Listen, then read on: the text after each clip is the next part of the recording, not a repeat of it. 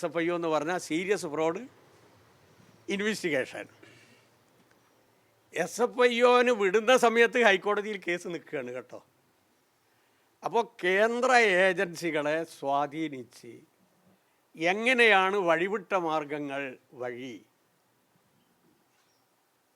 ഒരു നല്ല മനുഷ്യനെ, ഒരു ഭരണാധികാരിയെ, ഒരു മുഖ്യമന്ത്രിയെ, അദ്ദേഹത്തിൻ്റെ കുടുംബത്തെ അപമാനിക്കാൻ പൊതുസമൂഹത്തിൻ്റെ മുമ്പിൽ ഒരു മ്ലേച്ഛമായ ചിത്രമുണ്ടാക്കാൻ ഇവർ നടത്തിയിട്ടുള്ള ഗൂഢാലോചന എന്നുള്ളത് ആരംഭം മുതൽ ഈ കേസുമായി ബന്ധപ്പെട്ടുകൊണ്ട് ശ്രദ്ധിക്കുന്ന ഒരാളെന്നുള്ള നിലയിൽ ഞാൻ നിങ്ങളോട് വീണ്ടും വീണ്ടും പറയാണ്. ഇതുമായി ബന്ധപ്പെട്ടുകൊണ്ട് ദേശാഭിമാനിയിൽ ഞാനൊരു ലേഖനം എഴുതിയിരുന്നു, കുടനാടനും കുറേ കുടലൂത്തുകാരും.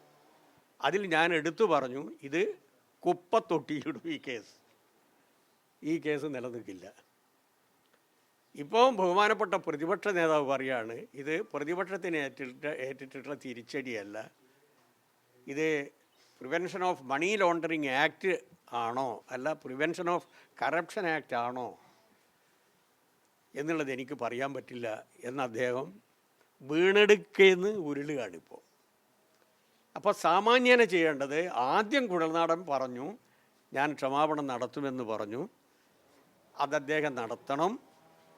ഇല്ലെങ്കിൽ അദ്ദേഹം ഈ പദവിക്ക് യോജിച്ചതല്ല. പ്രതിപക്ഷ നേതാവ് രാജിവെക്കുന്നില്ലെങ്കിലും ബഹുമാനപ്പെട്ട മുഖ്യമന്ത്രിയുടെ മുമ്പിൽ ക്ഷമാപണം നടത്തണം. നമ്മളെ ഗോപാലകൃഷ്ണൻ നടത്തിയതുപോലെ. ഏത് ഗോപാലകൃഷ്ണനെ? BJPയുടെ ഗോപാലകൃഷ്ണൻ ശ്രീമതി ടീച്ചറുടെ മുമ്പിൽ ക്ഷമാപണം നടത്തിയില്ല. ഓർമ്മ ഉണ്ടെങ്കിൽ ചുരുങ്ങിയത് അതെങ്കിലും ചെയ്യണം. ഇനി ഈ പണിയുമായിട്ട് മുമ്പോട്ട് പോകരുത് ദയവ് ചെയ്ത്. എങ്ങനെയാണ് കേന്ദ്ര ഏജൻസികളെ ഉപയോഗപ്പെടുത്തിക്കൊണ്ട് പൊതുസമ്മതരായിട്ടുള്ള ജനനേതാക്കളെ ടാർണിഷ് ചെയ്യാൻ ഇവർ നടത്തുന്ന പ്രവർത്തനം എന്നുള്ളതിൻ്റെ നല്ലൊരു തെളിവാണിത്.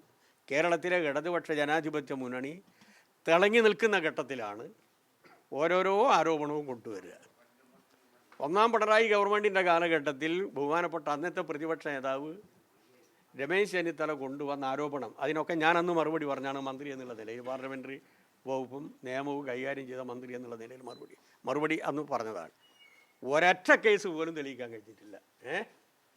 ഈ ഗവൺമെൻറ് വന്നതിന് ശേഷവും ഇങ്ങനെ പുട്ടിന് തേങ്ങ ഇടുന്നത് പോലെ ഇടക്കിടക്ക് ഓരോന്ന് പറയും, അറ്റൻഷൻ മാറ്റാൻ നോക്കും.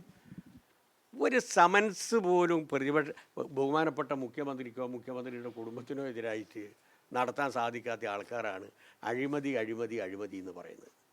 അതുകൊണ്ട് കേരളത്തിലെ ഇടതുപക്ഷ ജനാധിപത്യ മുന്നണിയും അതിന് നേതൃത്വം കൊടുക്കുന്ന CMൻ്റെയും ഇമേജ് എവറസ്റ്റോളം കയറിയിരിക്കുന്ന ഒരു ഘട്ടമാണിപ്പോൾ.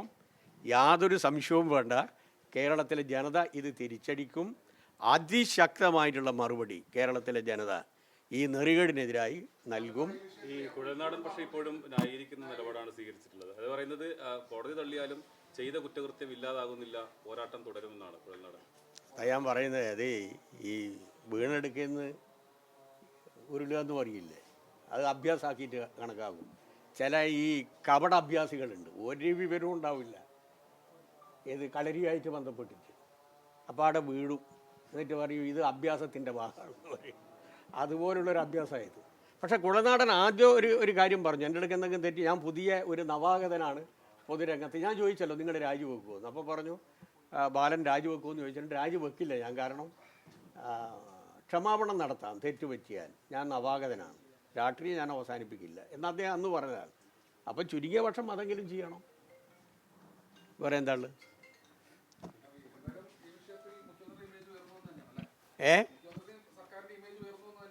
അക്കാര്യത്തിൽ നിങ്ങൾക്ക്